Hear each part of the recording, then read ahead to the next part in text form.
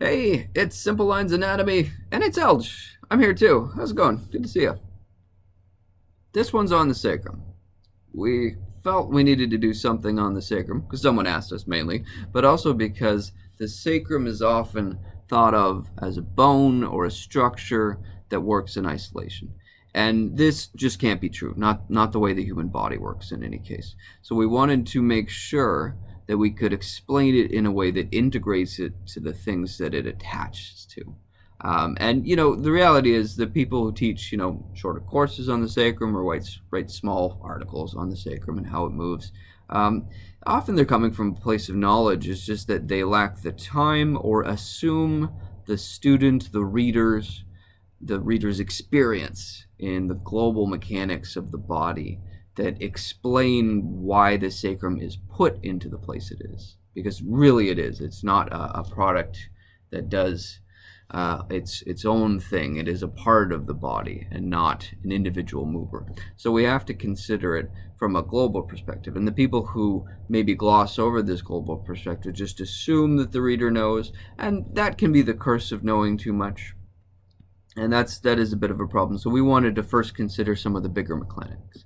This is part one of two. In part one, we're going to talk about some of the more simple stuff about the sacrum, the simple ideas and how it can move with the things above it, below it, and to the left and right of it. And then the next one, part two, we're going to talk about some of the more integrated or compounded mechanics of the sacrum and how those work together to change its position. First, we do have to consider the muscles. There's an important thing going on here with the muscles, and they are not the same as many other parts of the body. Proportionally, they're smaller, and they're relatively thin for the size of the sacrum. But we'll show you. So there is a fun muscle that we call the piriformis. So it's attaching on the front side of the sacrum and about that S2 area, and it's going to go to the inside part of that greater trochanter. Notice it's not a large muscle, relatively thin if you did a cross section. So just for starters. Okay, let's throw in another group of muscles. In this case, we're going to talk about the pelvic floor muscles, and this is like a sling-like thing, and it goes from front to back. Just in a side view, that's kind of what we're looking at. It's relatively thin, relatively small. Now, they are important muscles, of course, but they are relatively thin, relatively small. They would look, if we're looking at a top-down view, so this is the sacrum right here, and this is the innominate hip bones, big hip bones, though that's not their names, on either side. So we'd have the levator ani muscle, which, that's terrible. There we go, that's better. Levator ani, which is pretty much going like this. It's got several bands going in multiple different directions. You'd also have the coccygeus muscle, approximately there, and the piriformis muscle would be heading that way. We can throw that one in. So you can see that it forms a big, wide network of muscles. And they don't have any spaces, of course. They would be totally musculated the whole way through. But there we go. And so that's looking like an orange slice. Anyways, so these pelvic floor muscles span this. Again, small, relatively thin. Very important, but small and relatively thin. Okay, let's do another one. We have got big gluteus maximus. Maximus for the biggest. Very good. Okay, and so it's going to attach from the ilium, this part, and it will attach usually all the way down into the sacrum inferior lateral angle, and it might even attach into the coccyx.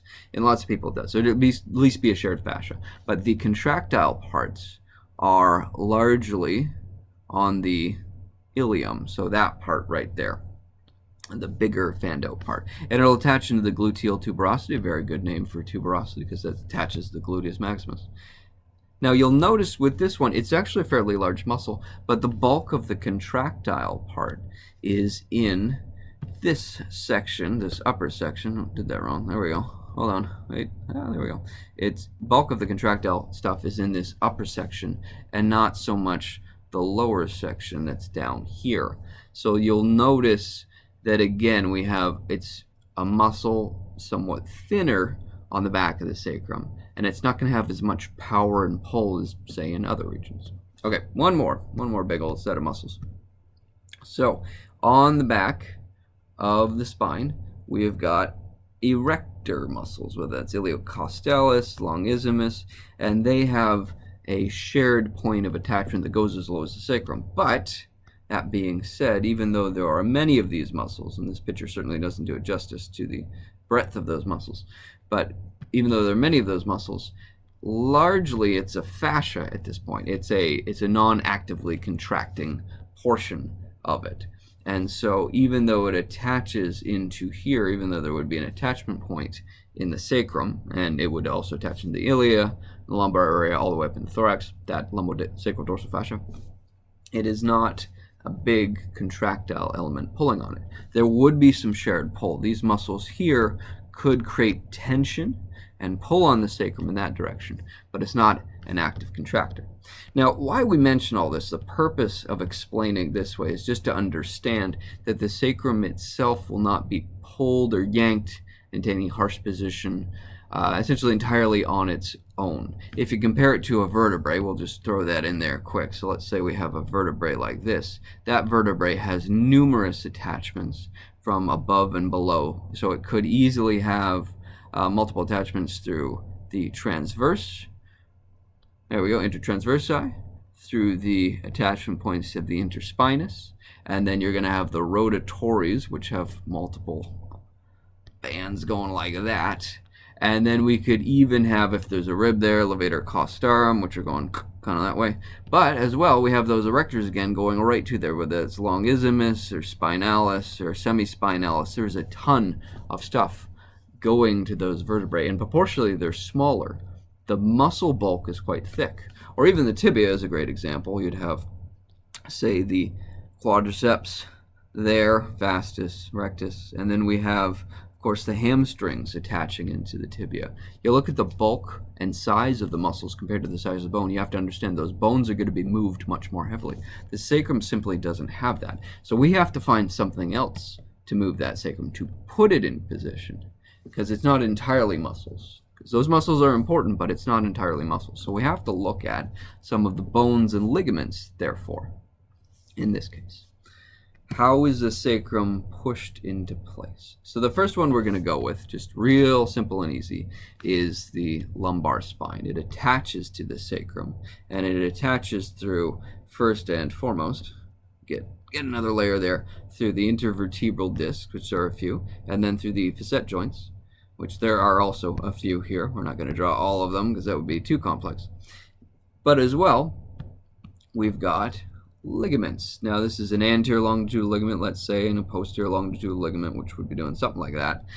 There'd also be ligaments in the back around the spinous processes. We're just going to leave those out for clarity's sake, but just understand it's got long ligaments. These ligaments actually attach all the way up into the skull, into the occiput, so it's quite a distance to go. And because of the fact that they also attach to the sacrum, that lumbar spine should create tension on the sacrum, and then it should push directly on it through its lumbosacral attachment. So, lumbar spine really seems to like to move backwards and forwards, and we call that extension here and flexion over here. And so as that lumbar spine moves, it should create sacral motion, because the sacrum has a bit of movement. It's not a ton of movement, you know, depending on the book you read, it's like 1 to 6 millimeters, but that ain't so bad. It's something. So let's say, for instance, the lumbar spine moves in the way it likes to move mostly, into an extension position. So it goes extension, you can say it's going forward. Now, as we do that, we change where the pressure is on that sacrum. You'll notice the sacrum is already on a bit of a 45. It's on a bit of an oblique position as it is. So if I shift this lumbar spine forward here, it means the weight is now forward on it. And if it's spinning at around this point, around that sacroiliac joint, it's going to generally tip forward. It's going to go into what we call a nutated position. This is our sacrum from the side, just to be a little bit more clear with it. If it's pivoting around this synovial joint here, it's going to nod forward. We call that nutation. That's a technical term for it, but it's generally going to nod forward.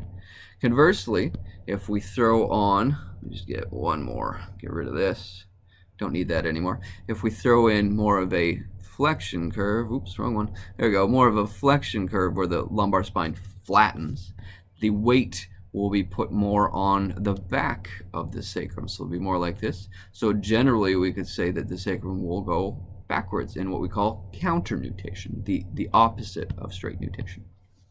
Cool. So looking at it like this again, we would have this kind of a thing because the weight is here now as opposed to here or in the direct center. So that's what tends to happen in the relationships of the lumbar spine. So that's the start of the sagittal plane. Now, on the opposite side, on the bottom end, because we're talking about moving the top or moving it from above, on the bottom end we have some important attachments too. I'm going to simplify our pelvic diaphragm or pelvic floor muscles and say generally like this. Just real easy to keep it in sagittal plane. This is a simplified look for this one. Next video we'll do the more compound motions. But with the pelvic floor muscles being oriented in this direction, they have the capacity to pull along or resist a bit of that motion, because if the sacrum is tipping forwards and backwards this way, as we change the pressure, so let's say for instance, the lumbar spine starts to go into flexion, and so it drops back, and so it nods the sacrum back along with it. This will shorten these muscles here. They will shorten in the direction we've got pointing that way. Makes a fair amount of sense. Now this is probably, and you really want to talk to a pelvic floor specialist about this. There's people who train very heavily in this. But this is probably to make sure the tension stays here. It's not necessarily to pull the sacrum forward, but it will go along with it and maintain the right tension on the pelvic floor organs, that would be bladder, uterus, and rectum. In any case, we can reverse this too. So let's say instead that sacrum goes into a nutated position and the pelvic floor would be pulled on a bit of stretch, because the pelvic floor, again going to our side view, so as let me get rid of a little bit of this stuff here. So basically as we get into a closer up view, as we go into a nutated position, if it's going forward here, it's going forward this way, it's going relatively backwards this way because it's rotating around that point. So the pelvic floor muscles, which would be right about there, throw a whole bunch of them in, they would be going on stretch. They would be pulled in this direction. Now there's a point at which there would be strain. It could be very painful, but it could also be enough to cause problems in the things that pass through it. Again, urethra, vagina, rectum, those are very important structures, and so the pelvic floor muscles probably have the capacity to resist this to some extent. Again, they're not strong enough to necessarily move the sacrum in a big way as compared to everything above it, but they will be an influence. And especially if they build up fibrotic tissue, if they build up any kind of a thickness that prevents their movement, prevents the lengthening of those muscles. Again, there's people who know a lot about this. All right, so that's pretty good. That's sagittal plane. We can get rid of some of that, get rid of a few things here. Sagittal plane is one. Now we can focus a little more on what is called the coronal plane or frontal plane. We'll be looking at it from both the front and back. So let's assume for a sec we've got a leg that is comparatively longer. It's doing that. No, that's way too big. Hold on. Who did that? Let's do like a 30. That'll do. So we've got a leg that is comparatively longer, so it's pressured up, and it could be for a lot of reasons, because the legs being longer is not necessarily a product of the bones. It could simply be that the knee is collapsed on the one side and not the other, or the ankle is collapsed, or you have an internal external rotation of the hip, or simply the person likes to stand on their one leg more than the other, so they've got this leg that's pushing up.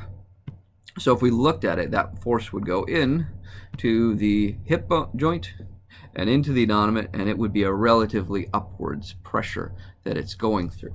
Now, even though this is technically not on the sacrum, because of the angle of this joint here, if the sacrum is bearing the entire weight of everything above it, whether that's the thorax, the arms, and the head and neck, if it's bearing all that weight and we've got an upward pressure, technically the sacrum gets pushed down. And this is a bit of a shearing motion. It's a planar motion, which incidentally is the type of synovial joint that the sacrum is. So it has the ability to do this. So it can drop the sacrum down comparatively. However, Remembering what we just said, we also have the opposite effect as a possibility. Now, both could happen simultaneously, but let's say, for instance, instead of a upward pressure, we had a significant downward pressure. Pop that back up to a 30. There we go. We had a significant downward pressure on one side or the other. So either way, it's doing that. It's just maybe an inch over, just enough to cause some problems. And this could be for lots of reasons. The thorax way over here could be off. It could be side shifted because of a curvature of the spine. Even though there's a compensation, we have more weight on the one side, for instance. But the fact is we end up with more weight on this side as a product. And so if that's the case, it pushes down on the sacrum. There we go, down on that sacrum. And even though the inanimate, this guy, is staying in the same place, the sacrum shifts down. And it would be on a rotation because there would be a little bit of a slip on a slight angle. But we can push the sacrum down in that coronal or frontal plane just based on the way we're bearing weight of the upper body. Because that's the sacrum's job. It is the job of the sacrum to bear weight. So therefore we can shift it down or up depending on coronal plane pressures. And it was not even an action of direct muscle attachment at this point. Okay, let's do one more, just for fun. So we can talk about the frontal plane, the sagittal plane. We got to do something in the horizontal plane. And for that, we have to talk about two kind of separate joints. By separate, I mean completely attached in every way. So the first one being the sacroiliac joint, and the second one being the pubic symphysis, which is, it's odd to think about that. Once you understand this, it's odd to think that the pubic symphysis is thought of separate in any way from the sacroiliac joint, because it attaches completely with that sacroiliac joint, because they are really one and the same. If you look at it from the front view, there's the pubic symphysis. That's the pubic bone all the way to the ilium. There's the sacroiliac joint. They are one fused bone all the way through. So to consider these in any kind of separation makes no sense whatsoever. But hey, that's just our opinion. Okay, so we're looking at this very simplified view of the sacrum and inanimate, the pelvis from a superior view and above view. And so let's say, for instance, let's not get too technical here. Let's say, for instance, we were able to change the position of the pubic symphysis. It went this way a little bit. It went in on the one side. Because it is attached the whole way through. Bones certainly do have a little bit of a torque ability to shift over time. But if you change the position of the pubic symphysis, it means it comes around this way too. The whole thing shifts. The whole thing would be shifting in with that pubic symphysis change. And if it's shifting here, it means it's coming back here. Here we go. So if we change one part, if this goes in as a whole, I change the whole thing. If the pubic symphysis goes like that, it means this opens up here in the back. And what you do need to know about that sacroiliac joint is that on the back side here, a lot of this inanimate, this iliac part, covers the sacrum. I'm just exaggerating here, but it covers the sacrum. So when you change the back part of the attachment, this is a heck of an exaggeration. Hopefully this never happens to you. But when you change the back part of the attachment, it opens up a space in this area here. And that means that over time, we can also get a change in the position of the sacrum. Now, it's not that the sacrum was necessarily forced in this position, but because of the fact that there is space here, when we rotate back on this side, there is a gap, there is an allowance for that sacrum to come back. And so it will tend to occupy that space.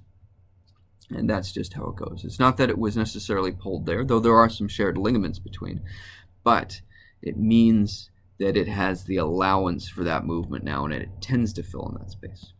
Now we have to add something else, because it's never just the one side. The whole thing's a unit. And so if you move one inanimate to one side, it tends to be that the other inanimate does the exact opposite. So it will end up over here. Now this, again, is a heavy exaggeration, but there are minor variances on this. The pubic symphysis is a moving joint, despite what a lot of people will say, but it is definitely a moving joint for males and females, and it moves throughout your entire life. And so if you shift one, you must shift the other, left to right, front to back. And so you can get this horizontal or transverse plane change in the sacrum more as a product of how the anonymates and pubic symphysis are sitting. Anyways, that was part 1.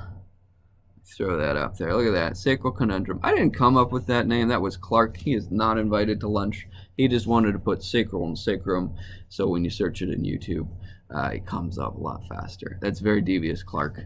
Anyways, part 1. Whoop, let me get a proper layer. Part 1. Part 1. There we go. Part 1.